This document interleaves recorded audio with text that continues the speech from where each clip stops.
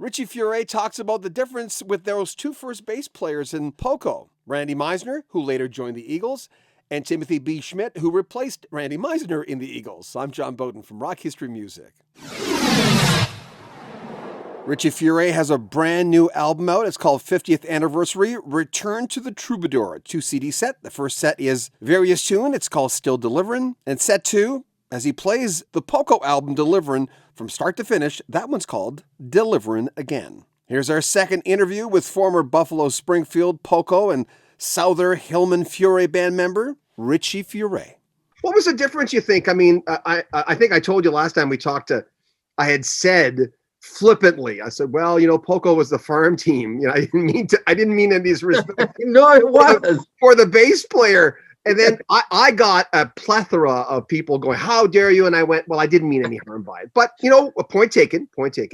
But what do you, they have different voices. Brandy's more of a distinctive voice in that, Sure. where you could tell them. But what was the difference you think that in takes with those two guys being in Poco? Well, gosh, they're both so. You're almost asking me, like, which one of your kids do you like the best? Or they each brought, and that's a no-no. That is a no-no. So, they each brought something different to the table, and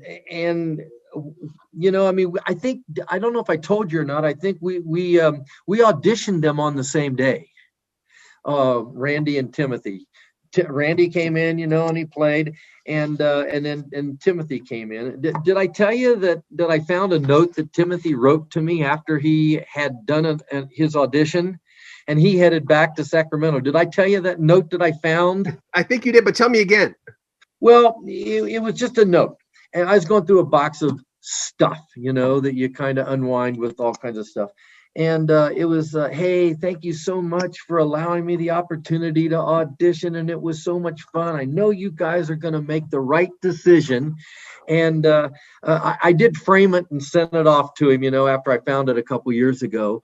But it was just kind of sweet, because both those guys, they bring so much to the table. Obviously, they're both excellent musicians and singers. And it was something that Jimmy and I had really talked about, let's have a great vocal sound as well as, a really dynamic instrumental sound as well. And so both of them had high voices, so there was three of us, actually, me and George Grantham and either Randy or Timothy, so we could really develop this 3-part harmony stuff that went with so much of our music.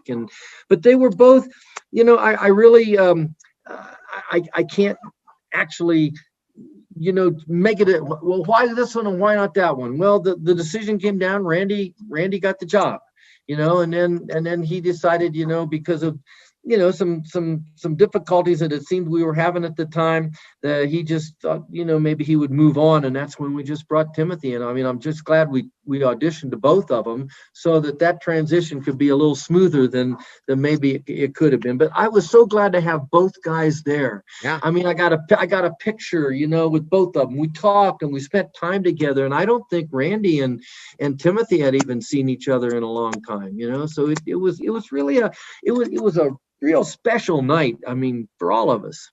So you're in the dentist's office, guys beside you looking at you. It's only you two guys. He looks at you, says, so what do you do? What do you say? I say, well, do a lot. Right now I pastor a church, or that would have been when I was pastoring the church right on. I'd let them know right up front.